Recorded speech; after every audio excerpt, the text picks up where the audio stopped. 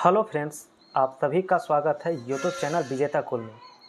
साथियों, आप सभी को एक बार यहाँ पर बता देते हैं कि ये आपका वीडियो सिविल कोर्ट प्यून का होता है, बट अब एक और वैकेंसी आपका न्यू आया है जो है बिहार एसएससी ऑफिस असिस्टेंट यानी कि बिहार परिचारी परीक्षा।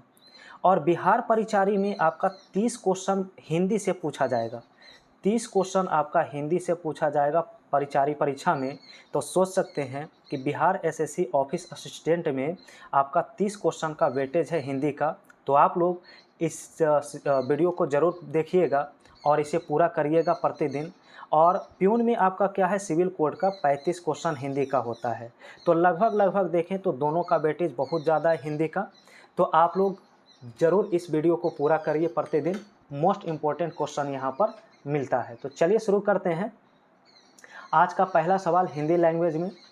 पहला सवाल है कि अपनी डफली अपना राग, इस मुहावरे का अर्थ क्या होता है। पहला क्वेश्चन का आंसर, तो इसका मतलब होता है सबका अपने अपने मन के अनुसार चलना। ठीक है, आपका ऑप्शन ए होता है। क्वेश्चन नंबर 2 है। 2 में देखिए क्या लिखा है, गए थे रोज़ा छुड़ाने, नमाज पढ़ी गले, इस मुहावरे का अर्थ क्या होता है। इसका अर्थ होता है उपकार करने के बदले स्वयं को दुख भोगना। ऑप्शन डी हो जाएगा राइट आंसर। नेक्स्ट क्वेश्चन 3 है। तो 3 में लिखा है कि निम्न में से कौन सा हिरण का पर्यायवाची शब्द होता है। तो हिरण का देखिए कई सारा पर्यायवाची शब्द है, जिसमें कृष्ण सार होता है, कुरंग, मृग, सुरभि, कुरग, ये सभी होता है। तो ऑप्शन बी इसका आंसर होगा। नेक्स्ट है 4 में लिखा है आत्मोत्सर्ग शब्द का संधि विच्छेद बताइए क्या है। तो ऑप्शन डी होगा आत्म जोड़ उत्सर्ग, इसका राइट आंसर। नेक्स्ट है 5, लिखा है इनमें से कौन सा स्वर संधि के उदाहरण हैं। तो इनमें से पवन, अगर पवन लिखते हैं तो ये आपका क्या है, यहाँ पर स्वर संधि। ऑप्शन नंबर ए हो जाता है राइट आंसर। नेक्स्ट क्वेश्चन आपका है, अब कहा है कि यहाँ पर 6 और 7 में शुद्ध वाक्य का चयन करिए। 6 में बताइए कौन सा वाक्य ऐसा है जो शुद्ध लिखा गया है। पहला है भारत में अनेकों जातियाँ हैं।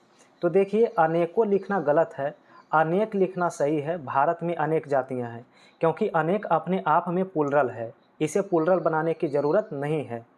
नेक्स्ट है 7 में, अब इसमें भी देखिए कौन सा विकल्प सही होगा।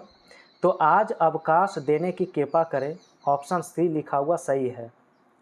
क्वेश्चन नंबर 8, जिस समास के दोनों पद अप्रधान होते हैं वहाँ पर कौन सा समास होता है।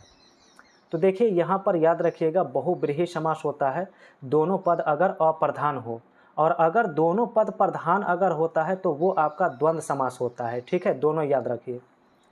क्वेश्चन नंबर 9 और 10 में कहा है कि सही वर्तनी वाले शब्द का चयन करिए 9 और 10 में।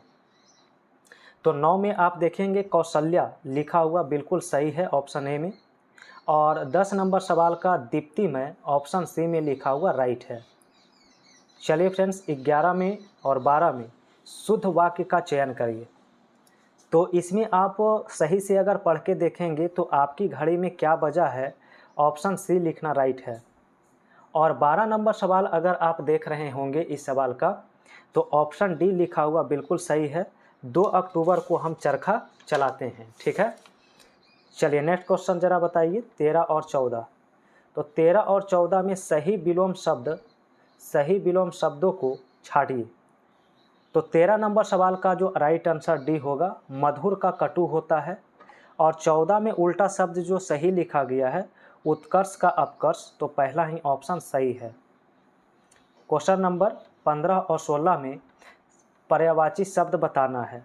तो 15 में कहा गया पत्नी का पर्यायवाची शब्द क्या होता है। तो पत्नी का होता है वामा।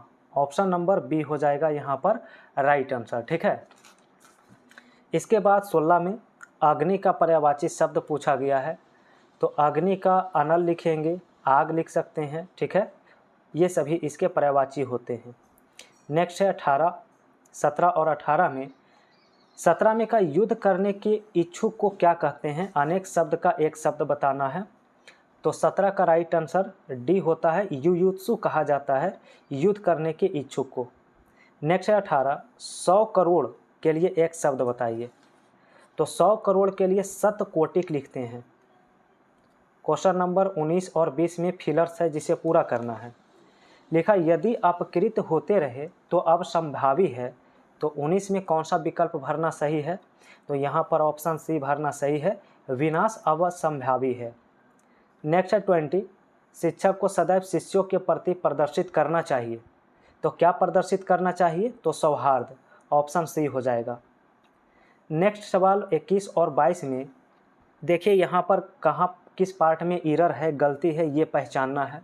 ठीक है, तो हमारे पूजनीय दादाजी कल हमारे घर पधारे थे, इसमें बताइए गलती कहाँ है? तो पूजनीय लिखा हुआ गलत है, इसलिए पार्ट ए में एरर है। पूजनीय लिखा हुआ गलत है, तो आंसर ए हो जाएगा।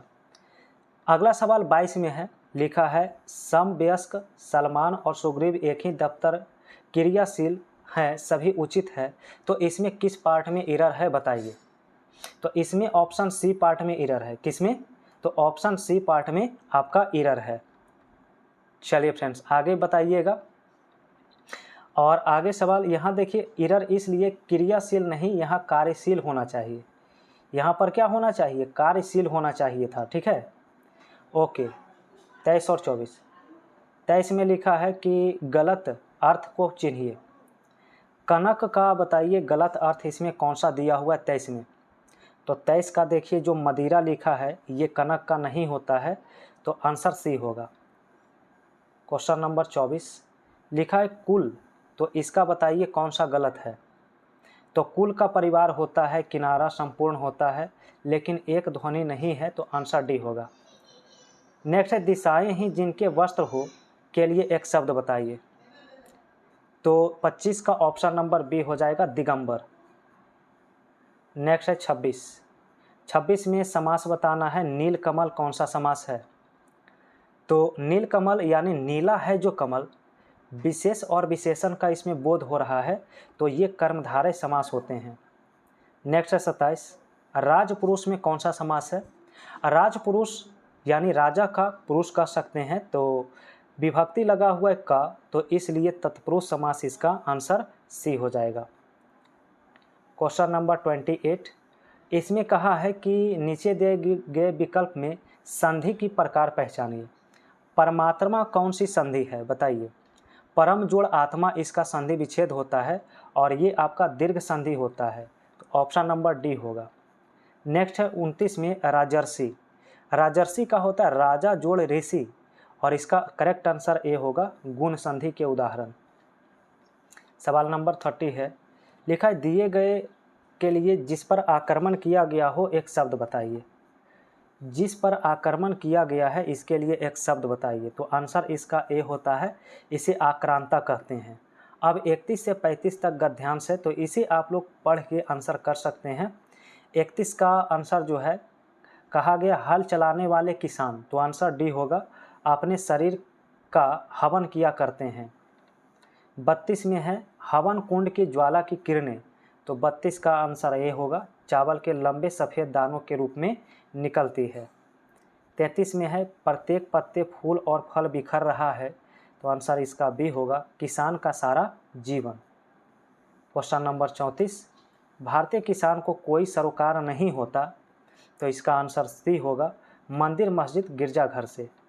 और अंतिम सवाल हिंदी का है, केवल साग पात के द्वारा ही, तो 35 का आंसर ए होगा, यह अपनी भूख निवारण कर लेता है। तो फ्रेंड्स 35 क्वेश्चन हिंदी का हो गया।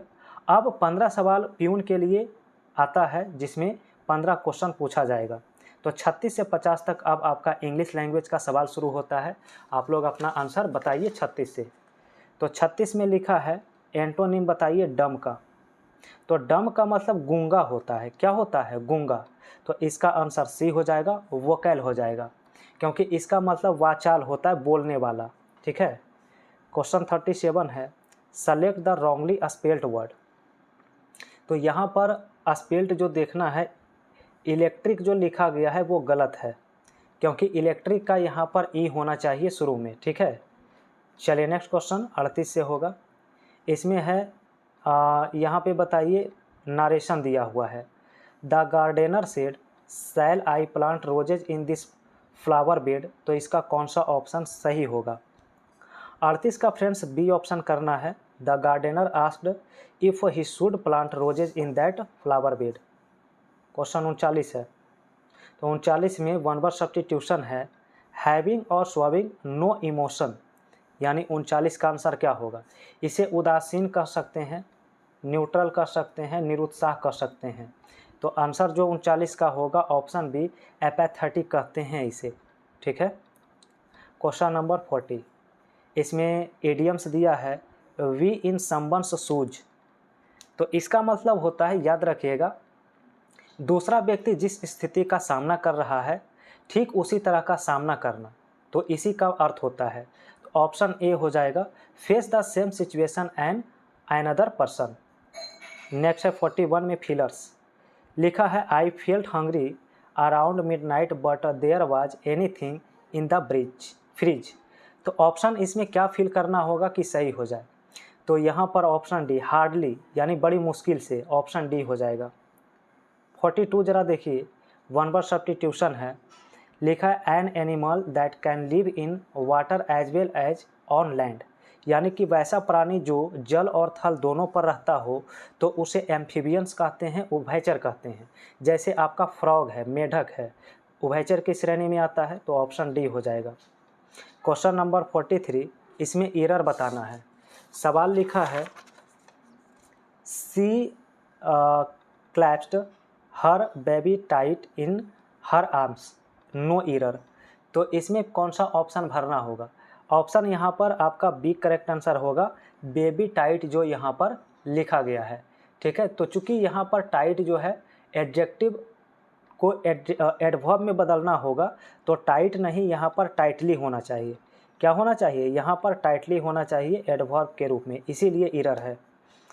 क्वेश्चन नंबर 44 फिलर्स है, लिखा Newton discovered the of gravity while watching an apple from tree. तो 44 का आंसर जो है ऑप्शन सी करना है, प्रिंसिपल, यानी कि न्यूटन ने ग्रेविटी का प्रिंसिपल या सिद्धांत दिया। नेक्स्ट है साइनो बताइए इन्यूमरेट का।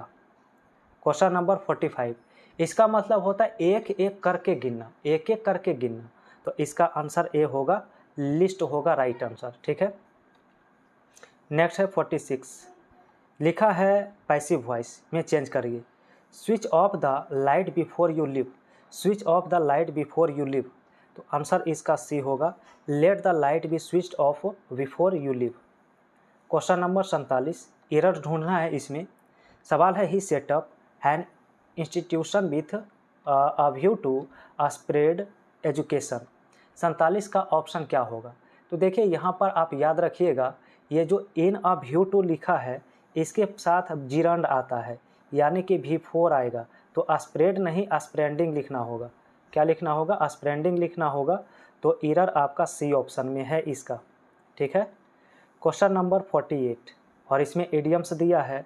सवाल है ऑल ईयर्स, क्वेश्चन क्या है, ऑल ईयर्स, तो इसका मतलब होता है, ठीक है, याद रखिएगा, ध्यानपूर्वक सुनना, ध्यानपूर्वक सुनना इसका होता है, तो आंसर बी हो जाएगा, to wait eagerly for some news.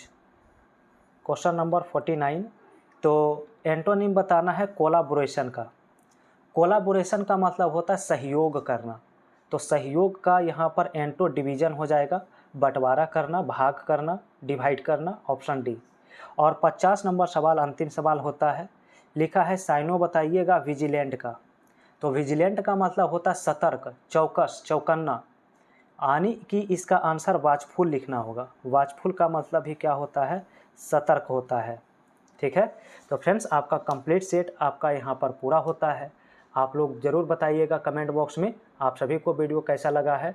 पसंद आया है तो वीडियो को एक लाइक तो ज़रूर बनता है आप सभी की तरफ से, और चैनल पे नए हैं तो चैनल को भी आप लोग सब्सक्राइब कर लीजिए, बेल आइकन की घंटी प्रेस कर लीजिए, क्योंकि बहुत सारा यहाँ पर आप सभी को एग्ज़ाम के लिए प्रैक्टिस सेट दिया जाता है।